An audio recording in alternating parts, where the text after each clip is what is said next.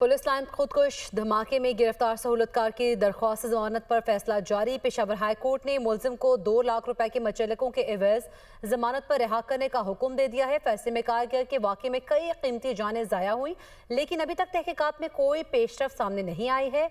मुलजिम के खिलाफ ट्रायल मुकम्मल करने के लिए मुतालिका ट्रायल कोर्ट को 90 रोज़ का वक्त दिया गया था।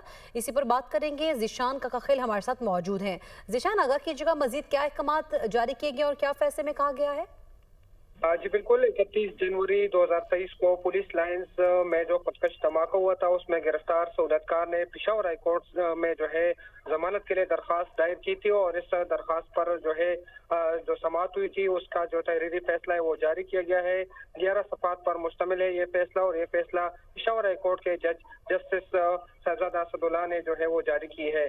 फैसले में कहा गया है कि धमाके से जो है पुलिस लाइन्स मस्जिद और उसके साथ मुल्क का जो इमारत है उसे नुकसान पहुंचा। इसमें न सिर्फ पुलिस अफसरान बल्कि दीगर लोग जो है वो शहीद हुए थे। मुलजिम इम्तियाज, जिनको जो है तोरशपा कहते हैं, उन्होंने जो है वो गिरफ्तार हुआ था और उन्होंने पेशावर हाई कोर्ट में जो है वो जमानत के लिए दरख्वास्त दायर की थी। जिस वक्त ये वाकया पेश आया उस वक्त मुलजिम का उम्र जो है वो 16 साल था।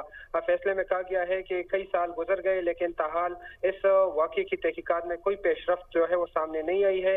दरख्वास्त गुजार ने जो दरख्वास्त दायर की है उस हवाले से जो है ट्रायल कोर्ट को 90 दिन में ट्रायल मुकम्मल करने का हुक्म दिया गया था, लेकिन वो ट्रायल मुकम्मल नहीं कर सके। इसलिए अब मुलजिम को जो है वो स्टैट्यूटरी ग्राउंड पर जो है वो जमानत दी जाती है, जबकि हिदायत की गई है कि 2 लाख मचलकों के एवज जो है दरख्वास्त गुजार को जमानत पर रिहा कर दिया जाए।